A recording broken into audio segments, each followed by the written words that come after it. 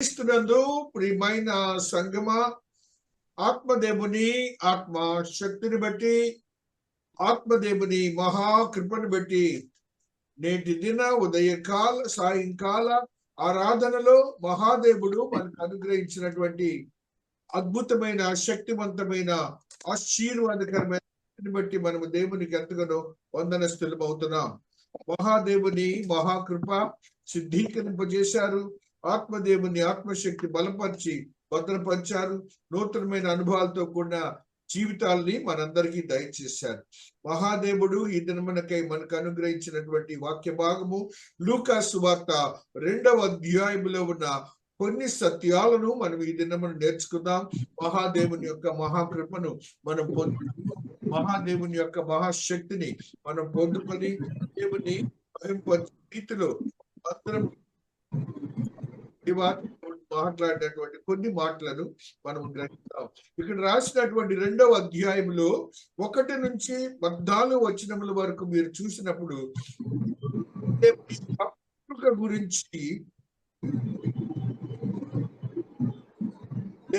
దేవుని యొక్క పుట్టుక గురించి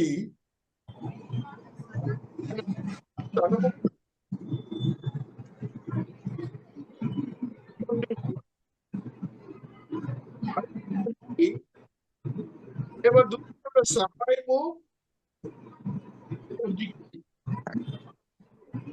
మొట్టమొదటిగా ప్రభువు దూత వచ్చారు. ఆ పిదప దేవదూతల సమూహం వచ్చింది. అది దావీదు నగరంలో జరుగుతున్నది. దావీదు పట్టణంలో జరుగుతున్నది. అది దావీదు పట్టణంలో జరుగుతున్న సంఘటన ఏంటంటే ఆకాశ మహాకాశముల నుండి మహాదేవుడు ప్రభువు దూతను ముందుగా పంపారు. అలాగనే సైన్య సమూహమును మహాదేవుడు భూమి మీదకి పంపించారు. అక్కడ బెత్లెహేములోనేమో మహాదేవుడు పరిశుద్ధాత్మ దేవుడు శిశువు రూపంలో పశువుల తొట్టిలో ఉన్నాడు. బెత్లెహేములో ఆ యొక్క పశువుల పాకలో పడుకొని ఉన్నాడు. పశువుల తొట్టిలో అక్కడేమో బెత్లెహేములో ఉన్నారు. పశువుల పాకలో దేవాతి దేవుడు ఉన్నారు. ఆయన యేసు అను నామంతో అక్కడ ఉన్నారని ఇక్కడ ఈ దేవదూతలు ఒక కబురు చెబుతున్నాయి. ఆకాశ మహాకాశం నుంచి వర్తమానం తీసుకొచ్చినాయి. ఆ వర్తమానంలో భాగమే క్రీస్తు పుట్టుకని మనం గ్రహించాలి. వర్తమానంలో భాగమే క్రీస్తు పుట్టుకని మనం గ్రహించాలి. క్రీస్తు ప్రదేశము వేరు. ఇప్పుడు పరలోకం నుండి దేవాతి దేవుడు పంపినటువంటి దేవదూత యొక్క మెసేజ్ వేరు. అయితే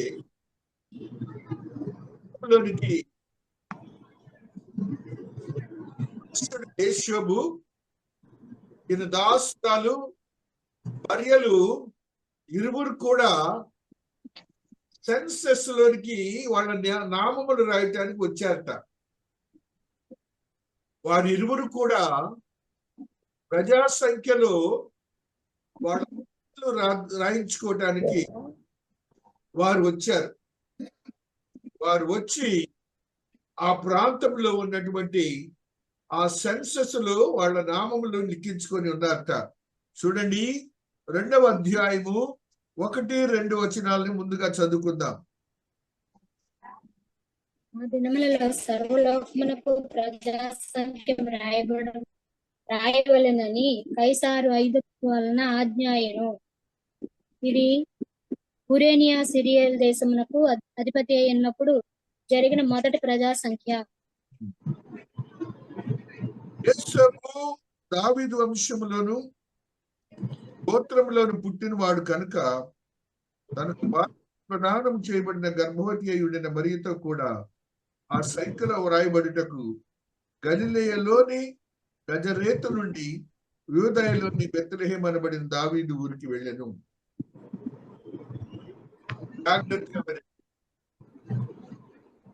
అక్కడేమో వాళ్ళ గురించి గలిలయ ప్రాంతంలో ఉన్నటువంటి యేషోబు మరియల గురించి రాశాడు. మనకు వాళ్ళు సంఖ్యలో రాయటానికి వాళ్ళ పేరు రాయించుకోవడానికి వచ్చారు. అదేనా మహాదేవుడు మాట్లాడుతున్న మాటను మనం వినాలి. ఇక్కడ క్రీస్తు ప్రభులు వారు ఒక శకాన్ని తయారు చేశారు. క్రీస్తు ప్రభు పూర్వము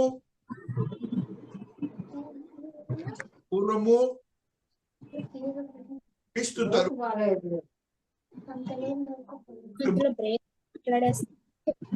దేవుడు క్రీస్తు తరువాతకు వచ్చేసింది. కాబట్టి దాసులు గుర్తించాలి, క్రీస్తు ప్రభులు వారు పుట్టుకను గురించి అనేక మంది మీమాంసలో ఉంటారు.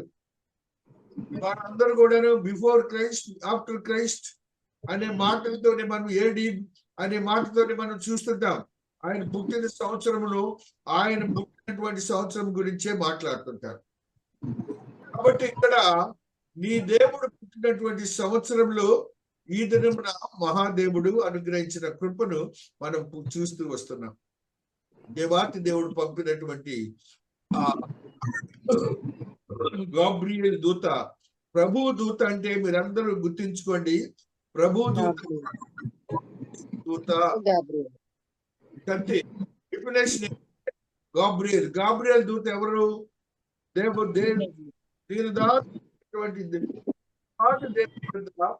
ఎదుటిగా నిలబడి ఎప్పుడు కూడాను దేవునితో మాట్లాడేవాడిగా ఉంటున్నాడు. చూడండి 1వ అధ్యాయంలో మనం చూసినప్పుడు 19వ వచనాన్ని చదువుకున్నప్పుడు మహాదేవుడు మాట్లాడుతున్నాడు. చూడండి ఇక్కడ 1వ అధ్యాయం, నేను దేవుని సముఖమందు నిలుచు గబ్రియేలును, నీతో మాట్లాడుతున్న ఈ సువర్తమానము నీకు తెలుపుటకును పంపబడుతుంది. ఎప్పుడు అటెన్షన్ లో నుంచొని ఉంటాడు. దేవుడు ఏం చేస్తారంటే ప్రతి కూడా ఆయన కబుర్లు చెప్పి భూమి మీదకి పంపిస్తారు. ఆయన అవసరమైన చోటుకు కూడా పంపిస్తారు. ఆ రీతిగా దేవాతి దేవుడు గాబ్రియల్ని ఆ యొక్క ప్రదేశాన్ని పంపినప్పుడు ఆ గాబ్రియల్లో ఉన్నటువంటి గొప్ప విషయం ఏంటో మీరు అక్కడ చూడాలి. ఎలాంటి విషయం అంటే ఆ యొక్క 9వ వచనాన్ని మనం చదువుకున్నప్పుడు ఒక అద్భుతమైన శక్తివంతమైన స్థితిని మనం అక్కడ చూస్తాం. 9వ వచనంలో చూడండి, వారి యొద్దకు వచ్చి నిలిచెను. ప్రభు మహిమ వారి చుట్టూ ప్రకాశించినందున వారు మిక్కిలి భయపడిరి. ప్రభువు మహిమ వారి చుట్టూ ప్రకాశించినందున వారు మిక్కిలి భయపడిరి. దేవుని సన్నిధిలో ఉండే దూత వచ్చారు. ఆయన వచ్చాడు, వచ్చారు. ఆ మహిమ వారి చుట్టూ కమ్మిందట. ఆ మహిమనే వారు భయపడ్డారట. దావీదు నగరంలో జరుగుతున్నటువంటి గొప్ప సంగతి ఏమో, దావీదు నగరమేమో మహాదేవుని యొక్క కబురు. ఆ యొక్క రాజుగారేమో నిద్రపోతున్నాడు. రాజుగారు ఇక అందరూ నిద్రపోతున్నారు. రాత్రి మెళకువతో ఉన్నటువంటి గొర్రెల కాపర్లకు చెప్తున్నారు. మెళకువతో ఉన్న గొర్రెల కాపర్లతో ఈ కబుర్ని చెప్తున్నారు. ఆ యొక్క గొర్రెల కాపర్లకే ఎందుకు దేవాతి దేవుడు పంపాడు? కాపురత్వం గురించి ఆ యొక్క యాజకులకు ఇచ్చారు. కాపురత్వం అంటే నిద్ర ఉండదు, లేక అలసట ఉండదు, లేక వారికి స్వార్థం ఉండదు. వారి వారి కుటుంబాలని వదిలిపెట్టి దాదాపుగా కొన్ని మాసములే వాళ్ళు తిరుగుతూ ఉంటారు. ఆ రీతిగా మహాదేవుని మహాకృపను మనం చూస్తూ వస్తుంటాం. ఆ రీతిగా మహాదేవుడు గొర్రెల కాపర్లకే మెసేజ్ చెప్పడానికి కారణం ఏంటంటే వారిలో స్వార్థం లేదు, త్యాగం ఉంటుంది. రాత్రి జామున మెళుకుతో ఉండేవాళ్ళు వాళ్ళే. మిగతా పట్టణం అంతా నిద్రపోతా ఉంది. ఇక్కడ మెళకుతో ఉండే గొర్రెల కాపర్లకేమో మహాదేవుడు కబురు పంపాడు. దేవుని యొక్క ఆలోచన ఎలాగున్నదో ఆ రీతిగా మహాదేవుడు అట్టి కబురుని పంపి, ఎవరి చేత? ప్రభుదూత చేత పంపి ఆ యొక్క గొర్రెల కాపర్లకు తెలియజేసినట్టుగా మనం చూస్తూ వస్తున్నాం. ఆ యొక్క దావీదు పట్టణంలో జరుగుతున్నటువంటి ఈ యొక్క క్రియను చూడండి. ఇక్కడ రాస్తున్నాడు చూడండి, 11వ వచనం. దావీదు పట్టణమందు రక్షకుడు మీ కొరకు పుట్టి ఉన్నాడు, ఈయన ప్రభు అయిన క్రీస్తు.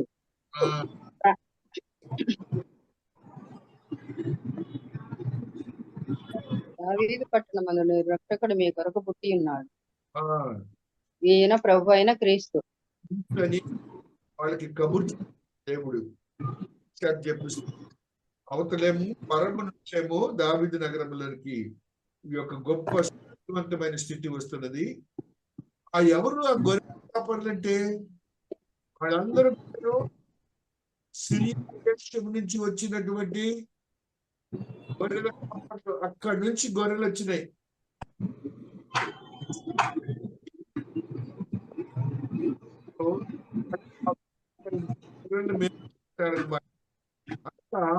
వాళ్ళలో స్వార్థం లేదు, త్యాగం ఎక్కువ. వాడి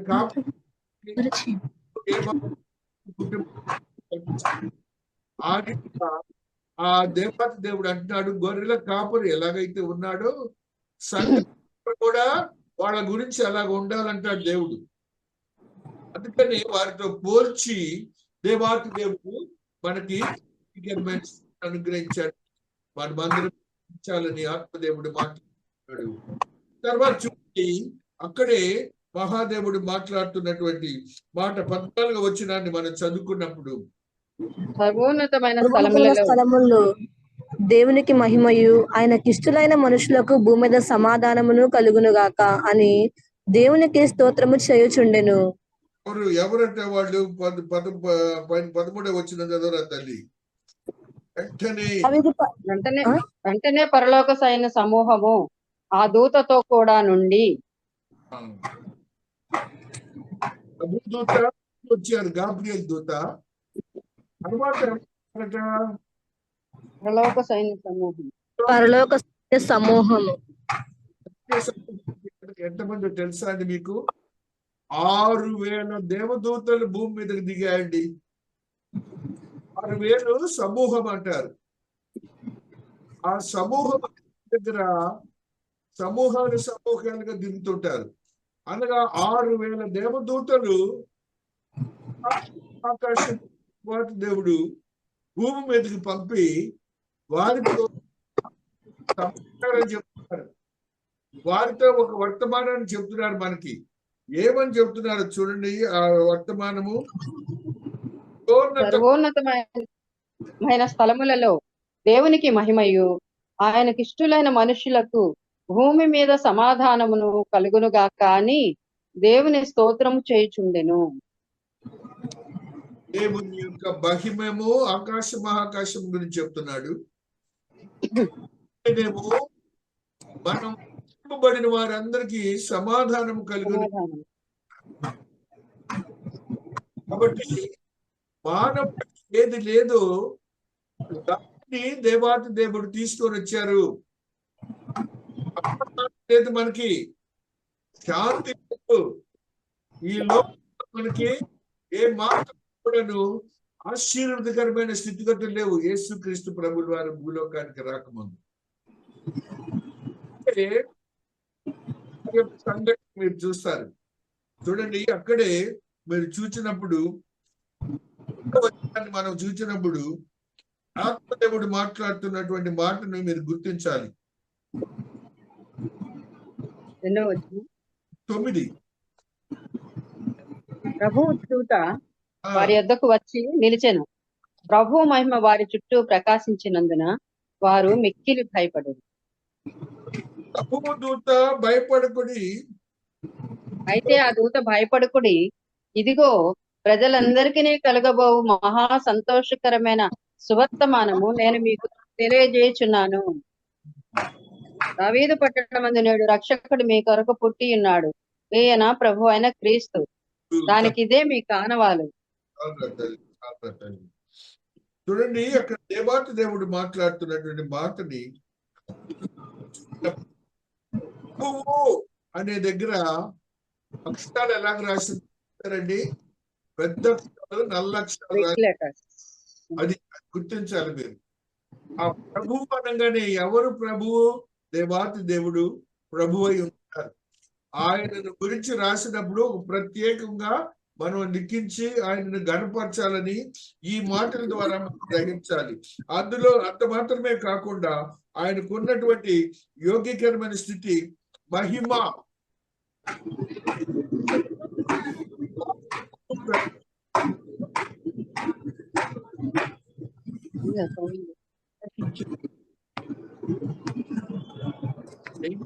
ప్రకాశించినందున వారు మిక్కిలి భయపడిరి. అసలు వినపడట్లేదండి, స్పీచ్ కట్ అయిపోతుంది. దేవుడు మాట్లాడుతున్నటువంటి ఈ మాటలను మనం గుర్తించాలి. ప్రభు మహిమ వారి చుట్టూ ప్రకాశం ముందు భరించలేడు, మానవుడు భరించలేడు. వల్ల వశములో లేదు, మానవుని వశములో లేదు. కాబట్టి మానవుడు ఆ మహిమలోనికి ప్రవేశించడానికి, మహిమలో ఆయనతో మనం నివసించడానికి ఈ దేవుడు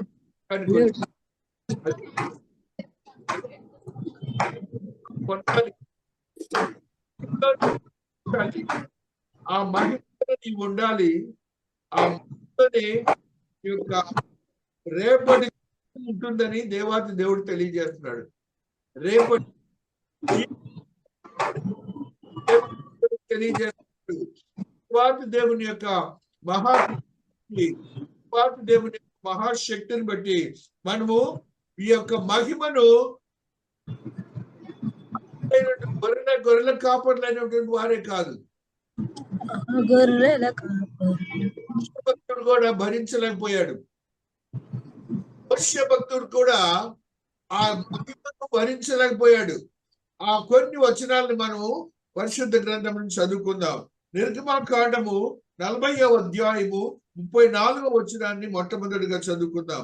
నిర్గమ 40:34లో ఈ యొక్క సత్యం మనం చదువుతూ వస్తున్నాం. అప్పుడు మేఘము ప్రత్యక్షపు గుడారమును కమ్మగా యెహోవా తేజస్సు మందిరమును నింపెను.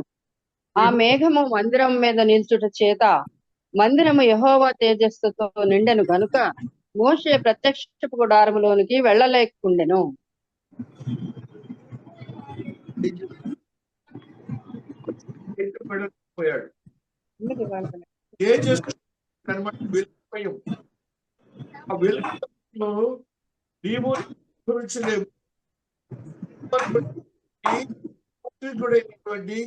దేవునికి ఇష్టడైనటువంటి మోషేకే దిక్కులేదు. 14వ అధ్యాయము 19వ వచనాన్ని చదువుకుందాం. నిర్గమ 14:19వ వచనంలో ఆత్మదేవుడు మాట్లాడుతున్న మాటని ఈ రీతిగా చూస్తూ వస్తున్నాం. అప్పుడు ఇశ్రాయేలీయుల ఎదుట సమూహమునకు ముందుగా నడిచిన దేవదూత వారి వెనుకకు పోయి వారిని వెంబడించెను. ఆ మేఘస్తంభము వారి ఎదుట నుండి పోయి వారి వెనుక నిలిచెను. అది ఐగుప్తీయుల సేనకు ఇశ్రాయేలీయుల సేనకు నడుమ ప్రవేశించెను. అది మేఘము గనుక వారికి చీకటి కలిగెను గాని రాత్రి అది వీరికి వెలుగిచ్చెను గనుక ఆ రాత్రి అంతయు ఐగుప్తీయుల సేన ఇశ్రాయేలీయులను సమీపింపలేదు. దేవుడు అవసరతలను గుర్తించేవాడు. దేవుడు ఉన్నటువంటి అవసరతను గుర్తించి తన దేహాన్ని సైతం వాడుకునేటువంటి వాడు.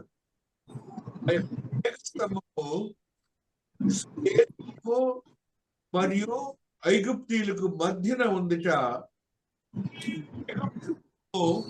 ఆ చీకటిని భరించలేక వాళ్ళేమో గుర్తించలేకపోయారు. ఇశ్రాయేలీలేమో ఎర్ర సముద్రాన్ని దాటి బయటకు వెళ్ళిపోయారు.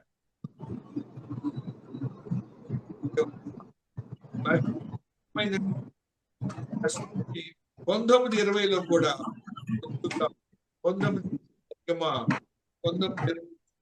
మహాదేవుడు తెలియజేస్తున్న ఈ మాటను కూడా చూద్దాం.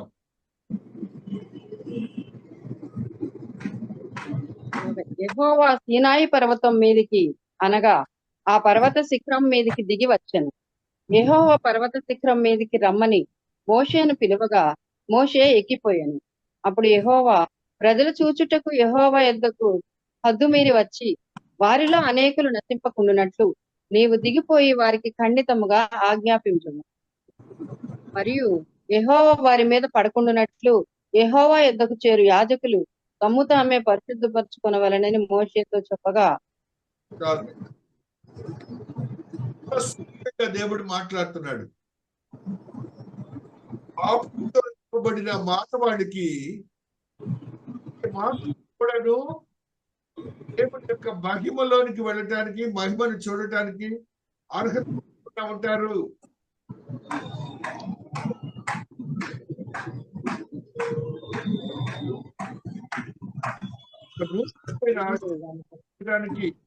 ఈ దేవుడు మాట్లాడుతున్న మాటని మనం గుర్తించాలి. ఆ కొండ మీదకి వెళ్ళటానికి మోషేని రమ్మన్నట. ఆయన సినాయి పర్వతం వచ్చి నిలబడట. ఆ మహిమ దేవుడు అనుమతించారట. ఏది ఎప్పుడు కూడా నువ్వు రావటానికి వీల్లేదని నీ దేవుడు మాట్లాడుతున్న మాటను నువ్వు గుర్తించాలి. ఆ రీతిగా దేవాది దేవుడు ఇచ్చినటువంటి యోగ్యకరమైన ఆశీర్వాదకరమైన స్థితి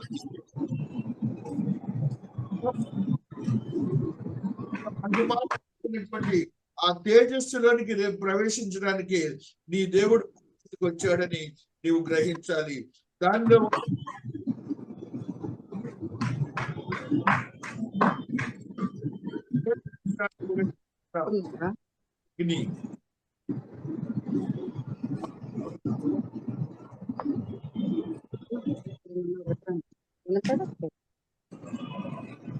అంకుల్ వాయిస్ కట్ అవుతుంది. 74:17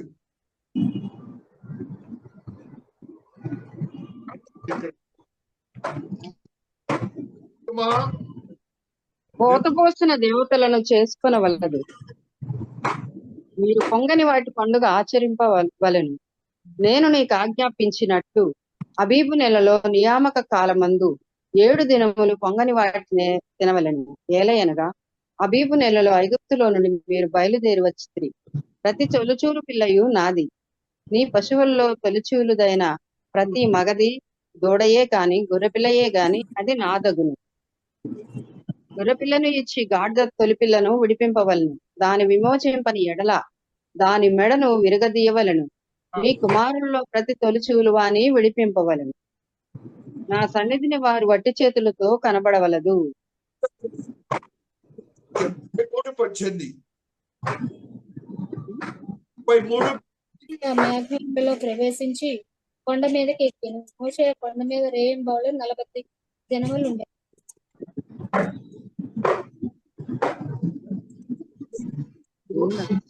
మోషే ఉండడానికి యోగ్యతనిచ్చారు దేవుడు. అక్కడ యోగ్యతనిచ్చారు దేవుని సన్నిధిలో. ఆ యోగ్యతను నీవు నేను రేపు పొందుకోబోతున్నాం. నేను పొందుకోబోతున్నాం. తెలియజేసిన ఈ మాటను చదువుకుంటున్నాం. 22వ అధ్యాయము 5వ వచనాన్ని చదువుకుంటూ వస్తున్నాం.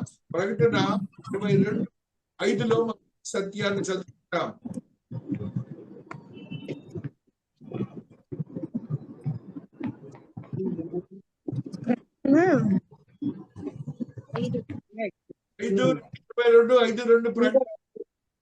రాత్రి ఇంకెక్కడనూ ఉండదు. దీపకాంతైనను సూర్యకాంతైనను వారికి ఎక్కర్లేదు. దేవుడు ప్రభువే వారి మీద ప్రకాశించును. వారి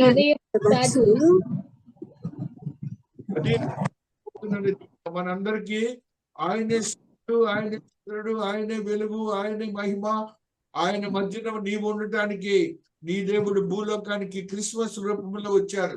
ఆయన క్రిస్మస్ రూపంలో వచ్చి నిన్ను రక్షించాలని యోగ్యకరమైన స్థితిని మనకు అనుగ్రహిస్తున్నారని మనం గ్రహించాలి. తద్రీతిగా దేవాతి దేవుని యొక్క మహోన్నతమైన మహాకృపని ఇచ్చినటువంటి స్థితిని బట్టి దేవాతి దేవుడు అనుగ్రహించిన యోగ్యకరమైన స్థితిని ఈ రీతిగా చదువుకుంటూ వస్తున్నాం. దేవాతి దేవుడు సమాధానాన్ని ఇచ్చారు, సమాధానాన్ని ఇచ్చారు. చదవండి, ఇక్కడ మనం చదువుకున్నటువంటి మాటల్లో సమాధానం గురించి రాస్తాడు. 14వ వచనంలో సర్వోన్నతమైన స్థలంలో దేవునికి మహిమయు ఆయనకి ఇష్టలేని మనుషులకు భూమి మీద సమాధానము కానీ దేవునికి. ఎఫెసీ పత్రిక 2వ అధ్యాయము 11 వచనాన్ని చదువుకుంటూ వస్తున్నాం. 10, 11 చదువుకుందాం. ఎఫెసీ 2:11 చదువుకుందాం మొట్టమొదటిగా.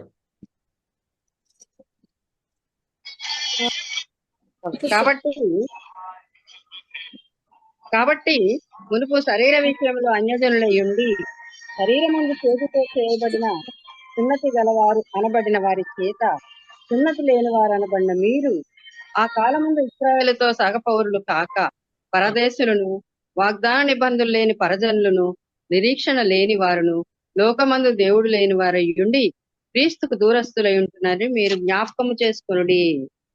మనందరం క్రిస్మస్ వల్ల ఏమైంది? అందరం సమానం అయిపోయాం. వాళ్ళు మనము నూతన ఇజ్రాయేలీలు మనం సమానత్వం క్రిస్మస్ ద్వారా ఆ పౌరసత్వాన్ని దేవుడు మనకు ఇస్తున్నారని మనము గ్రహించాలి. అదే రీతిగా మహాదేవుడు మాట్లాడుతున్నటువంటి మరి యొక్క సత్యాన్ని చదువుకుందాం. 1 యోహాను 2:2 వచనాన్ని చదువుకుందాం. 1 యోహాను 2:2 2వ అధ్యాయము 2వ వచనాన్ని చదువుకుంటూ వస్తున్నాం. నా చిన్నపిల్లలారా, మీరు పాపము చేయకుండాటకై ఈ సంగతులను మీకు వ్రాయిచున్నాను. ఎవడైనా పాపం చేసిన ఎడల నీతిమంతుడైన యేసుక్రీస్తు అను ఉత్తరవాది తండ్రి యొద్ద మనకున్నాడు. మరి ఒకటి క్రిస్మస్ లో మీరందరూ గుర్తించాలి, ఆయన మన పక్షముల నుండి దేవాతి దేవుని ఎదుట ఉత్తరవాదిగా అంటే అడ్వకేట్ గా ఉంటారట. ఆయనే ప్లీడర్ గా నీకు మేలు కలగటానికి, రక్షణ కలగటానికి నీ దేవాతి దేవుడు ఆశీర్వాదకరంగా మారుస్తారట. అందుకే క్రిస్మస్ అంటే సంతోషం. ఫిలిప్పీలకు రాసిన పత్రిక 3వ అధ్యాయము 20వ వచనాన్ని 21వ వచనాన్ని చదువుకుందాం. ఫిలిప్పి 3:20-21. మన పౌరస్థితి పరలోకమందున్నది. అక్కడ నుండి ప్రభు అయిన యేసుక్రీస్తు అనే రక్షకుని నిమిత్తము కనిపెట్టుకుని ఉన్నాము. సమస్తమును తనకు లోబర్చుకొన జాలిన శక్తిని బట్టి ఆయన మన దీన శరీరమును తన మహిమగల శరీరమునకు సమరూపము గలదానిగా మార్చును. జరగబోతున్నటువంటి యోగ్యకరమైన స్థితి ఏమిటంటే, భారతీయ పౌరువే కాదు, నువ్వు రేపు పరలోక క్రిస్మస్ అంటే. అంత మాత్రమే కాకుండా నీ దేవుడి యొక్క మహిమాన్వితమైన శరీరాన్ని నువ్వు పొందుకోబోతున్నావు. అంతేకాకుండా దేవుని యొక్క రూపాన్ని, స్వరూపాన్ని పొందుకోబోతున్నావు. అది క్రిస్మస్ అంటే. అందుకే మనం క్రిస్మస్ అంటే సంతోషిస్తాం. చూడండి, హెబ్రీయులకు రాసిన పత్రిక 10వ అధ్యాయము 12వ వచనాన్ని చదువుదాం. మొట్టమొదటిగా హెబ్రీయులు 10:12. ఈయన అయితే పాపముల నిమిత్తమై సదాకాలము నిలిచి ఒక్క బలిని అర్పించి అప్పటి నుండి తన శత్రువులు తన పాదములకు పాదపీఠంగా చేయబడి వరకు కనిపెట్టుచు దేవుని కుడిపార్శ్వమున ఆసీనుడాయను. దేవుడు వచ్చింది ఎందుకంటే నీ కొరకు ఒక బలియాగంగా చేయబడటానికి, నీ కొరకు ఒక బలియాగముగా చేయబడటానికి వచ్చారు. ఆ బలియాగముగా చేయబడి నిన్ను రక్షించడానికి వచ్చారన్న సంగతిని నువ్వు గుర్తించాలి. ఆ రక్షించడానికి వచ్చారన్న యోగ్యకరమైన స్థితిని నువ్వు గమనించి ఆయనకు నీవు ఎప్పుడు కూడాను ఒక ఆశగా ఉండాలని మాట్లాడుతున్నాడు. ప్రకటన కార్డు తెలియజేస్తున్నాడు. చూడండి, 20వ అధ్యాయము 14వ వచనాన్ని చదువుకుంటూ వస్తున్నాం. ప్రకటనకారుడు చెప్తున్న మాట. మరణమును మృతులోకమును అగ్నిగుండములో పడవేయబడింది. ఈ అగ్నిగుండము రెండవ మరణము. ఆయన వచ్చిన తర్వాత మరణాన్ని జయిస్తున్నాడు. మరణాన్ని జయిస్తున్నారు ఆయన. మరణాన్ని జయించడం మాత్రమే కాదు, ఆయన నిన్ను ఏమాత్రం జీవములోనికి, నిత్య జీవములోనికి తీసుకొని వెళ్ళబోతున్నారు. మరణం లేదు. అందుకే క్రిస్మస్, హ్యాపీ క్రిస్మస్. అందుకే కాబట్టి క్రీస్తునందు ప్రియమైనటువంటి వారులారా, ఆత్మీయతో కూడిన ఆశీర్వదకరమైన స్థితిగతులు మనం పొందుకోవాలి. చూడండి 14లోనే భూమి మీద మనుషులకు, ఆయనకి ఇష్టలేని మనుషులకు భూమి మీద సమాధానం దేవుని స్తోత్రం చేయించుండును. ఇప్పుడు భూమి మీద దేవునికి మనకి సమాధానం లేదు. క్రీస్తు వారు రాకముందు, క్రీస్తు వారు వచ్చాక నీకు నాకు సమాధానము దేవునితో వచ్చింది. మహాదేవుడు తెలియజేస్తున్నటువంటి ఆశీర్వాదకరమైన స్థితిని మనం చూచినప్పుడు మహాదేవుడు ఈ రీతిగా మాట్లాడుతూ వస్తున్నాడు. యోహాను సువార్త 20వ అధ్యాయము 19వ వచనాన్ని చదువుకుంటూ వస్తున్నాం. యోహాను 20:19 వచనాన్ని మనం చదువుకుంటూ వస్తున్నాం. ఆదివారం సాయంకాలమున శిష్యులు యూదులకు భయపడి తాము కూడి ఉన్న ఇంటి తలుపులు మూసుకొని ఉండగా యేసు వచ్చి మధ్యను నిలిచి, మీకు సమాధానము కలుగునుగాక అని వారితో చెప్పాను. దేవాది దేవుడు పునరుత్థానుడైన తర్వాత వారి దగ్గరకు వచ్చి, మీకు సమాధానము కలుగునుగాక అని వారితో మాటలు మాట్లాడి వారిని ఆశీర్వదిస్తున్నట్టుగా మనం చూస్తున్నాం. అదే రీతిగా లూకా సువార్త 1వ అధ్యాయము 78వ వచనంలో మనం ఒక మాటను చదువుకుందాం. లూకా సువార్త ఆయన ప్రజలకు రక్షణ జ్ఞానము ఆయన అనుగ్రహించినట్లు ఆయన మార్గములను సిద్ధపరచుటకై నీవు ప్రభువునకు ముందుగా నడుదువు. పాపములను సమాధాన మార్గంలోనికి నడిపించున్నట్లును చీకటిలోను మరణ ఛాయల్లోను కూర్చుండి వారికి వెలిగించుటకై ఆ మహావాత్సల్యతమును బట్టి పైనుండి ఆయన మనకు అరుణోదయ దర్శనమును అనుగ్రహించును. ఏమిటి ఇప్పుడు? చీకటిలోను మరణంలోను కూర్చుండి వారు మనం క్రీస్తు వారు రాకముందు. ఇప్పుడు మనకి చీకటి వెలుగు, నీ దేవుడు వెలుగై ఉన్నాడు. మరణం లేదు, మనకి నిత్య జీవమై ఉంటుంది. ఆయన వెలిగించడానికే భూమి మీదకి వచ్చాడన్న సంగతిని మనం అందరం గ్రహించాలి. అదే రీతిగా మహాదేవుడు మాట్లాడుతున్నట్టు రోమా 8వ అధ్యాయం 6వ వచనంలో మరొక సత్యాన్ని చదువుకుంటూ వస్తున్నాం. రోమా 8:6వ వచనాన్ని. ఆత్మానుసారమైన మనస్సు జీవమును సమాధానమునై ఉన్నది, ఎలయనగా శరీరానుసారమైన మనస్సు దేవునికి విరోధమై ఉన్నది. అది దేవుని ధర్మశాస్త్రమునకు లోబడదు, ఏమాత్రమును లోబడనేరదు. కాగా శరీర స్వభావము గలవారు దేవుని సంతోషపరచనేరరు. ఆత్మానుసారమైన మనస్సు జీవమును సమాధానమునై ఉన్నది. మనము శరీర రీత్యా ఇప్పుడు ఉంటున్నాం కదా, దేవాది బిఫోర్ క్రైస్ట్, ఆఫ్టర్ క్రైస్ట్ మనం ఆత్మానుసారంగా ఇప్పుడు ఉంటున్నాం.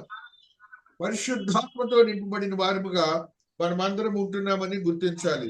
చూడండి, మహాదేవుడు మాట్లాడుతున్నటువంటి మరి యొక్క మాటని రోమా 5:10లో కూడా ఒక అద్భుతమైన సత్యాన్ని పౌలు భక్తుడు తెలియజేస్తున్నాడు. 5:10 శత్రువులై ఉండగా ఆయన కుమారుని మరణము ద్వారా మనకు దేవునితో సమాధాన పరచబడిన వారమై ఆయన జీవించట చేత మరి నిత్యంగా రక్షింపబడుదుము. నిత్యము రక్షింపబడుదుము. అది క్రిస్మస్ అంటే.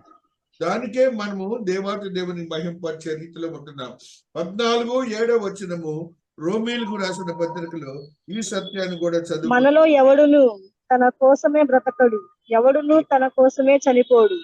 మనము చనిపోయినను ప్రభు కోసమే చనిపోవచ్చున్నాము, మనము బ్రతికినను ప్రభు కోసం బ్రతుకుచున్నాము, చనిపోయినను ప్రభు కోసమే చనిపోవచ్చున్నాము.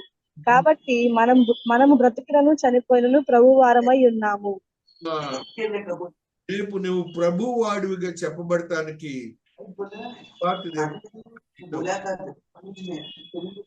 మనుషుడివి.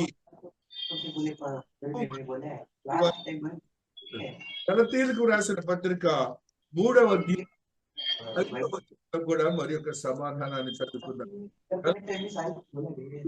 5 దేవుడు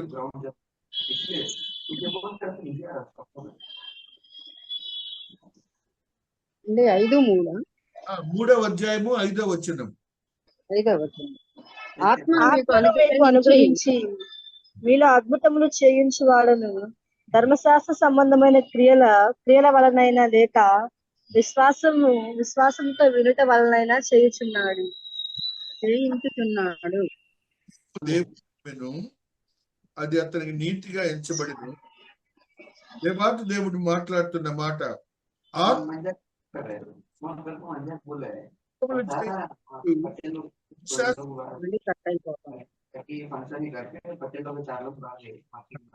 ఎవరో మాట్లాడుతున్నారు మధ్యలో. పరిశుద్ధాత్మ వాయిస్ కట్ అవుతుంది. ఇక్కడేం బాగానే ఉంది. పరిశుద్ధాత్మను దేవుడు ఇచ్చారు. దేవుని యొక్క ఆత్మీయతలు 22వ చదువుకుందాం.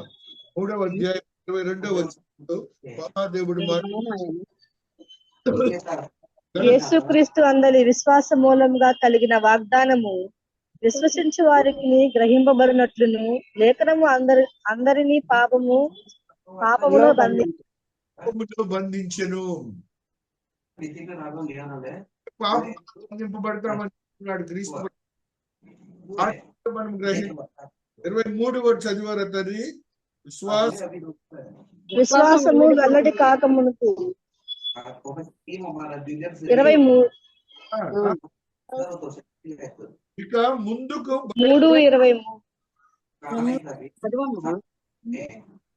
విశ్వాసము వెల్లడి కాకమునుకు ఇక ముందుకు బయలుపరచబడబోవు విశ్వాసం అవలంబింపవలసిన వారము చెరలో ఉంచబడినట్టు మనము ధర్మశాస్త్రమునకు లోనైన వారిమైతిమి.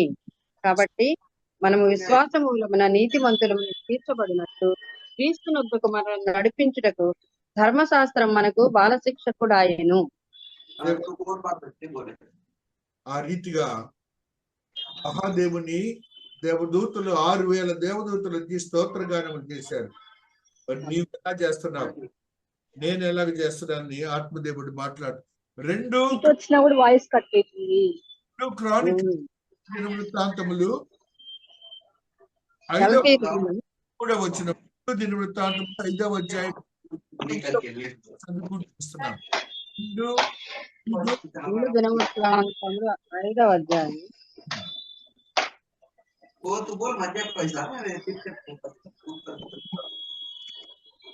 సెకండ్ క్రానికల్స్ 5 చాప్టర్ 5 వర్స్ చెప్పండి నాకు. 3rd chapter and 4th chapter.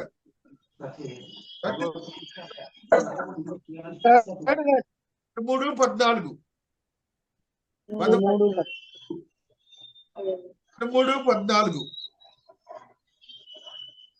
వారితో కూడా బూరల ఊది యాజకులు 120 మంది నిలిచిరి. బూరల ఊదు వారును పాఠకులను ఏకస్వరంతో యెహోవాకు కృతజ్ఞతాస్తుతులు చెల్లించుచు గానము చేయగా యాజకులు పరిశుద్ధ స్థలంలో నుండి బయలు వెళ్లి ఆ బూరలతోనూ తాళములతోనూ వాద్యములతోనూ కలిసి స్వరమెత్తి యెహోవా దయాళుడు, ఆయన కృప నిరంతరముండునని స్తోత్రము చేసిరి. అప్పుడు ఒక మేఘము యెహోవా మందిరము నిండా నిండెను.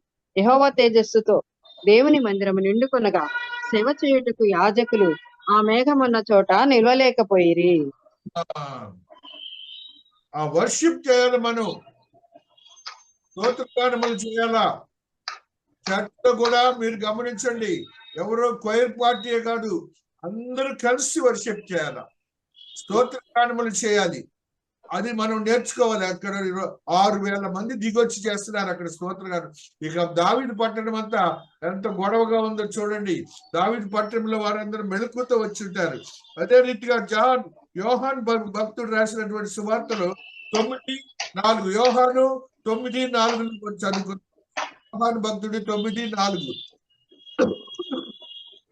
9:4 యోహాను. పగలున్నంత వరకు నన్ను పంపిన వాని క్రియలు మనము చేయుచుండవలెను.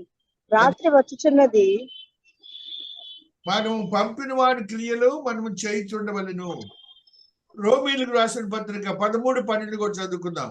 రోమీలకు రాసిన పత్రిక 13వ అధ్యాయం 12వ వచనాన్ని కూడా చదువుకుంటూ వస్తున్నాం. రాత్రి చాలా గడిచి పగలు సమీపంగా ఉన్నది గనుక మనం అంధకార క్రియలను విసర్జించి తేజ సంబంధమైన యుద్ధోపకరణములు ధరించుకుందాము. మనం చేయాల్సిన పనులు అయ్యి. నెక్స్ట్ వచ్చేసి 1 తెస్సలోనిక 5వ అధ్యాయము 5:6. 1 తెస్సలోనిక 5వ అధ్యాయము 5:6. మీరందరూ వెలుగు సంబంధులను పగటి సంబంధులనై ఉన్నారు. మనము రాత్రి వారము కాము, చీకటి వారము కాము. కావున ఇతరుల వలె నిద్రపోక మెలకువగా ఉండి మత్తులము కాక యుందము. నిద్రపోవు వారు రాత్రి వేళ నిద్రపోవుదురు, మత్తుగా ఉండు వారు రాత్రి వేళ మత్తుగా ఉండురు. మనము పగటి వారమై ఉన్నాము గనుక మత్తులమై ఉండక విశ్వాస ప్రేమలను కవచము, రక్షణ నిరీక్షణను శిరస్త్రాణమును ధరించుకుందాము. దేవుని మహింపరచడానికి మనం ఆ రీతిగా స్తోత్ర గానములు చేసేవారికి ఉండాలి. ఒక రెండు చదువుకొని ముగించుకుందాం. కొలస్సీలకు రాసిన పత్రిక 3వ అధ్యాయము 4వ వచనాన్ని చదువుకుందాం. దేవుని ఎలాగ మహింపరచాలి. మహిమాన్వితమైన కొలస్సీ 3:4. మనకు జీవమై ఉన్న క్రీస్తు ప్రత్యక్షమైనప్పుడు మీరును ఆయనతో కూడా మహిమయందు ప్రత్యక్షపరచబడుదురు. పొద్దున మహిమాన్వితమైన స్థితిలో బయలుపరచబడాలి. 2 తెస్సలోనిక 2:12 కూడా చదువుకుందాం. 2:12. 2 తెస్సలోనిక 2:12.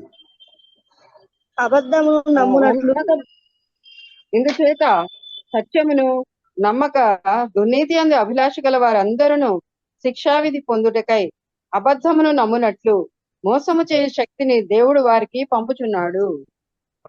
మోసం చేయడానికి సాతానుడు కూడా ఉంటాడు. చాలా జాగ్రత్తగా ఉండాలి. 3:12 కూడా చదువురా. 2 తెస్సలోనిక 3:12.